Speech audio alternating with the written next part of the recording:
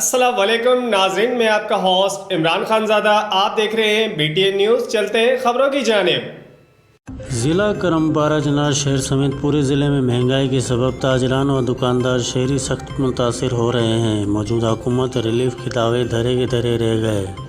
پارہ چنار شہر کی نسبت ملک کے دیگر شہروں کی طرح اشیاء خورد و نوش کی قیمتوں دوگنی ریکارڈ کی جا رہی ہے۔ اس کے علاوہ شہر کے دکانداروں شہریوں کا کہنا تھا کہ جب سے پاکستان تحریک انصاف کی حکومت آئی ہے تب سے ہی ملک میں جان سستی باقی ہر شے قیمتی ہو چکی ہے۔ مقامی تاجر دکانداروں نے مطالبہ کیا ہے کہ موجودہ حکومت غریب عوام تاجران کو مکمل ریلیف دے، بصورت دیگر مہنگائی کے خلاف احتجاجی مظاہروں کا سلسلہ شروع کیا جائے گا۔ رپورٹ حسین بنگش، BTN نیوز، ضلع کرم